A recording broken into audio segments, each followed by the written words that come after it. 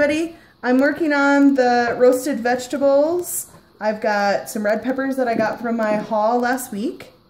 And then I've got some zucchini and some yellow summer squash that I'm just quick chopping up. I put them on a pan. I'm going to roast them in the oven for just a few minutes so they get a nice bright color. I do it basically till the color starts to change because most people way overcook vegetables and then they're gross. I save all the ends of my vegetables like this to give to my animals. The ends of the peppers and even the heads, I will cut that piece up and I'll chop those into teeny tiny bits. And I use those for pizza topping, and I also use them for when I make breakfast burritos or omelets. So I save a little container in the fridge and I'm constantly replenishing that. So what I wanted to tell you about was the awesome part about using vegetables like this is in the summer, you don't have to take money out of your budget to buy vegetables like this if you're growing your own.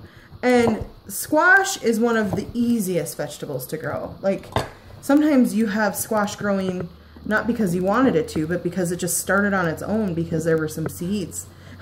That's how prolific squash is. But what do you do in the winter? That is a great question. What do you do in the winter? Well, what I've done is I will cut up my veggies in the summer when I just have them coming out my ears and I can't keep up with them. Because to be honest with you, canning squash is not a good idea. That doesn't sound good to me. It's just going to be mushy and overcooked. So it's not one of the things that I like to can. But I love to dehydrate squash. I will dehydrate shredded zucchini so I can use it in muffins. And I will dehydrate vegetables just like this. Do you see how this is? And I put them on my dehydration trays and I dehydrate them until they're nice and crisp. And then I put them in glass jars and put them up in my cupboard.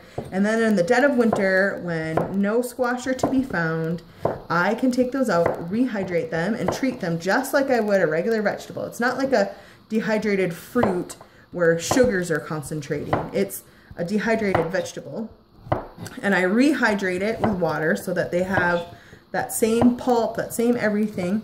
And I'll throw them in fettuccine Alfredo that I make from scratch with instant non-fat dry milk as opposed to cream. And I'll throw them in even in a red sauce. It just creates a really awesome way to stretch a meal and to throw those vegetables back in there. So this summer, as I start dehydrating again, I will do some videos on dehydrating because it is a great way to be able to fit more vegetables into your diet and save a ton of money.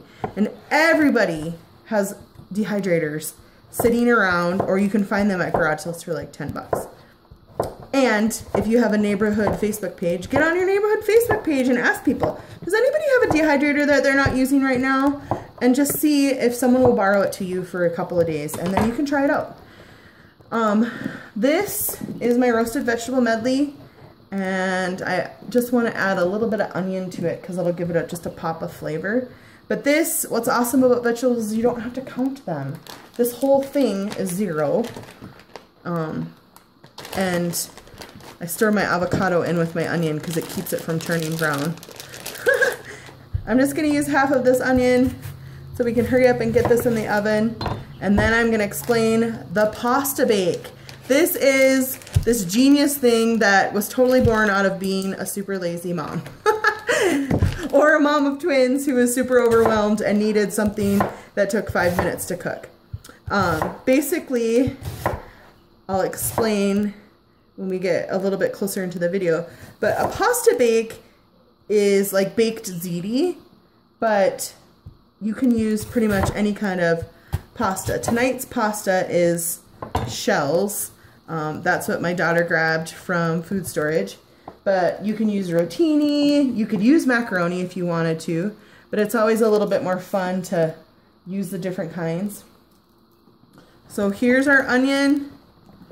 I'm gonna throw that in to the oven real quick, and I'll be right back to explain the pasta bake.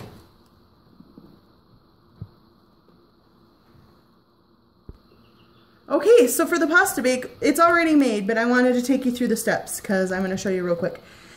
Pasta bake, I try to use a disposable pan because it saves me time, but you can save money by using just a glass pan, but I would spray it with some nonstick spray before you do it. You're gonna take a pound of pasta to a can of sauce to a can full of water. We made a double batch tonight because we're gonna have some busy meetings tomorrow night, so we're just having planned overs for dinner tomorrow. But in this thing right now, there are 2 pounds of pasta, 2 jars of sauce, and 2 jars or cans of water. Then you cover it really tightly with foil. You cook it for at 350 degrees for about 45 minutes to an hour. When it's done, I take it out and I top it with an exact amount of cheese, depending upon how many points I want the serving to be.